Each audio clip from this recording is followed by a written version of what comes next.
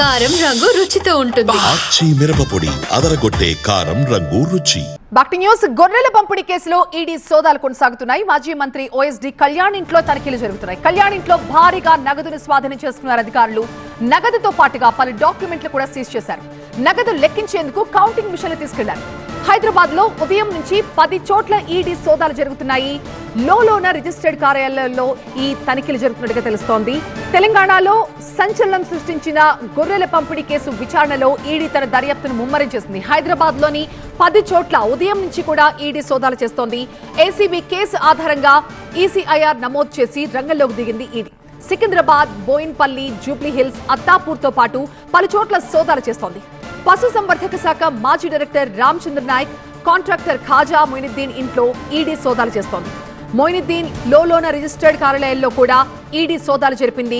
గొర్రె పిల్లల కొనుగోలు కోసం కొండాపూర్లోని లోలోనా ది లైవ్ కంపెనీలో గత ప్రభుత్వం కాంట్రాక్ట్ ఇచ్చింది. లోలోనా పేరుతో ప్రభుత్వ స్కీమ్ లో అవకతవకలకు పాల్పడ్డాడు కాంట్రాక్టర్ మొయినుద్దీన్. దీనిపై గచ్చిబౌలి పోలీస్ స్టేషన్ లో కేసు కూడా నమోదైంది. అయితే విదేశాలకు చెక్కేశాడు మొయినుద్దీన్. గొర్రెల పంపిణీ కేసులో 700 కోట్ల అవినీతి జరిగిందంటూ ఏసీబీ కేసు నమోదు చేసింది. గతంలోనే ఏసీబీ పలువురిని అరెస్ట్ చేసి రిమాండ్ కి కూడా తరలించింది. ఈ కేసులో పశుసంవర్ధక శాఖ మాజీ ఎండీ రామచంద్ర నాయక్, మాజీ ఓఎస్డీ కళ్యాణ్ సహా మొత్తం 17 మందిని ఏసీబీ గతంలోనే అరెస్ట్ చేసింది.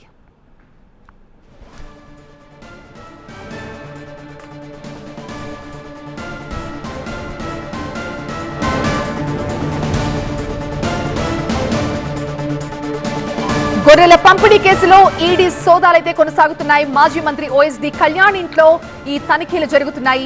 కళ్యాణ్ ఇంట్లో భారీ ఎత్తున నగదుని స్వాధీనం చేసుకున్నారు. నగదుతో పాటుగా పలు ముఖ్యమైన డాక్యుమెంట్లను కూడా సీజ్ చేశారు. ఇక అక్కడ దొరికిన నగదు లెక్కించేందుకు కౌంటింగ్ మిషన్లు కూడా తీసుకెళ్లారు. హైదరాబాద్ లో ఈ రోజు ఉదయం నుంచి 10 చోట్ల ఈడీ సోదాలు జరిగాయి. లోలోనా రిజిస్టర్డ్ కార్యాలయాల్లో ఈడీ తనిఖీలు చేసింది. తెలంగాణలో గొర్రెల పంపిణీ స్కామ్ పెద్ద సంచలనం సృష్టించింది. ఈ కేసులో దర్యాప్తును ముమ్మరం చేసిన ఈడీ హైదరాబాద్ లో 10 చోట్ల ఈ రోజు ఉదయం నుంచి కూడా సోదాలు చేస్తోంది. మా ప్రతినిధి ప్రణీత ఈడీ ఆఫీస్ నుంచి మనకి లైవ్ లో జాయిన్ అవుతున్నారు మరింత సమాచారంతో. ప్రణీత, ఉదయం నుంచి 10 చోట్ల ఈడీ సోదాలు జరిగాయి. ఏంటి, ఎలాంటి విషయాలు బయటపడ్డాయి, ఏం చెప్తున్నారు అధికారులు?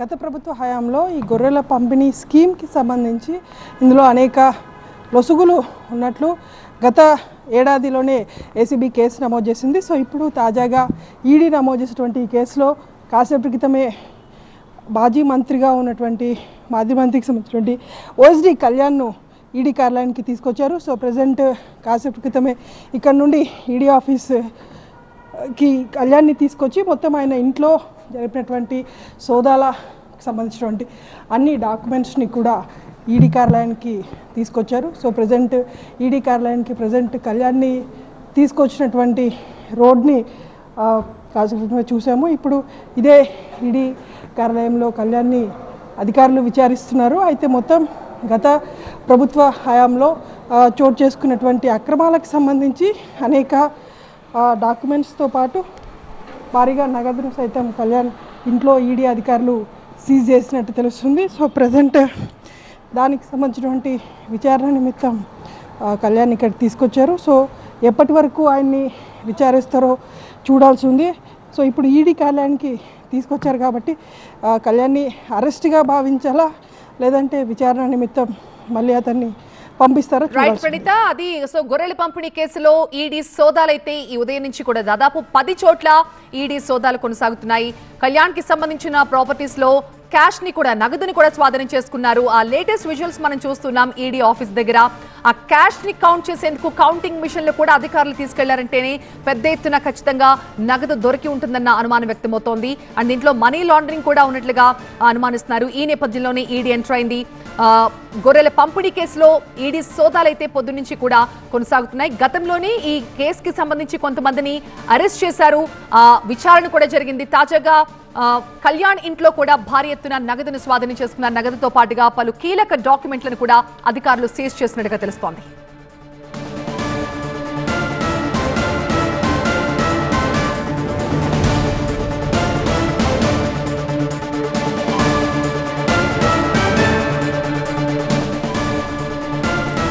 సో ప్రణీత మార్నింగ్ నుంచి 10 ప్రాంతాల్లో ఈ సోదాలు జరిగాయని చెప్తున్నారు. ఎక్కడెక్కడ ఏ ఏ ప్రాంతాల్లో ఈ సోదాలు జరిగాయి?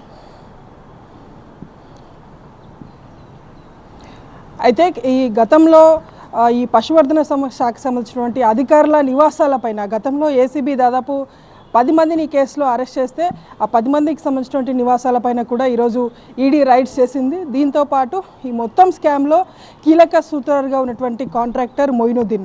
సో ఇతడు ఇప్పటికీ కూడా ఇంకా అప్స్కాండింగే ఉన్నాడు, విదేశాల్లో దాక్కున్నాడు. అతనితో పాటు అతని కుమారుడు ఇక్రముద్దీన్, ఈ ఇద్దరు సెంట్రిక్గానే మొత్తం ఈ స్కామ్ అంతా కూడా జరిగింది. అయితే వాళ్ళ ఇద్దరిని ముందర పెట్టి వెనకలో ఉన్నటువంటి అధికారులు అనిమల్ హస్బెండరీ డిపార్ట్మెంట్లో పనిచేసినటువంటి డైరెక్టర్ స్థాయి నుండి కింది స్థాయి వెటనరీ డాక్టర్ నుండి మొదలుకొని కింది స్థాయి సిబ్బంది వరకు చాలామంది ఇందులో చేతివాటం ప్రదర్శించారు. ప్రధానంగా ఈ గొర్రెల స్కీమ్కి సంబంధించి ఆంధ్రప్రదేశ్కి సంబంధించినటువంటి అనేక జిల్లాల నుండి పలువురు రైతుల నుండి గొర్రెల్ని కొనుగోలు చేశారు. అయితే కొనుగోలు చేసిన తర్వాత రైతులకు చెల్లించాల్సినటువంటి డబ్బులు ఏదైతే ఉన్నాయో ఆ డబ్బులను రైతుల ఖాతాల్లో కాకుండా తమకు సంబంధించినటువంటి ఖాతాల్లోకి ఈ డబ్బులన్నింటినీ కూడా మళ్లించుకున్నటువంటిది ప్రధాన అభియోగం. సో 2024లో మొదటిసారి గచ్చిబౌలిలో దీనికి సంబంధించినటువంటి కంప్లైంట్ని పలువురు రైతులు ఇచ్చారు. సో అక్కడి నుండి ఏసీబీకి కేసు వెళ్ళింది. ఏసీబీ తర్వాత ఈడీ కేసులోకి ఎంటర్ అయింది. గతంలో ఏసీబీ దర్యాప్తులోనే సుమారు 700 కోట్లకు పైగా స్కామ్ ఇందులో జరిగినట్లు ఏసీబీ అధికారికంగా ప్రకటించింది. సో దాని తర్వాత ఇందులో మనీ లాండరింగ్ కోణం కూడా ఉంది అనేటువంటి నేపథ్యంతో ఈడీ సైతం ఇందులోకి ఎంటర్ అయ్యి ఈసీఐఆర్ నమోదు చేసింది. అందులో భాగంగానే ఈరోజు ఉదయం నుండి హైదరాబాద్లో 10 ప్రాంతాల్లో ఈ రైడ్స్ చేయగా ఇప్పుడు కళ్యాణ్ని ఈడీ ఆఫీస్కి తీసుకొచ్చారు. సో కళ్యాణ్కి సంబంధించినటువంటి హిస్టరీ చూసుకుంటే గత ప్రభుత్వ హయాంలో ఒక మాజీ మంత్రి వద్ద ఓఎస్డీగా కళ్యాణ్ పనిచేశారు. ఇదే అనిమల్ హస్బెండరీ డిపార్ట్మెంట్లో అతడు కీలక పాత్ర పోషించాడు. ఈ స్కామ్కి సంబంధించి కూడా అతడి హస్తం ఉంది, అతడి ప్రమేయం ఉంది అనేటువంటిదే ప్రధాన అభియోగం. సో దిల్సుఖ్ నగర్లో ఉన్నటువంటి అతడి ఇంట్లో ఉదయం నుండి కూడా ఈడీ అధికారులు రైడ్స్ చేసి చాలా వరకు నగదుతో పాటు కొన్ని కీలక డాక్యుమెంట్స్ని స్వాధీనం చేసుకున్నారు. వాటన్నిటిని తీసుకొని ఈడీ కార్యాలయానికి కళ్యాణ్ని తీసుకొచ్చారు. సో ప్రజెంట్ ఇతన్ని అదుపులోకి తీసుకున్నట్ట లేదంటే విచారించి పంపిస్తారా చూడాల్సింది.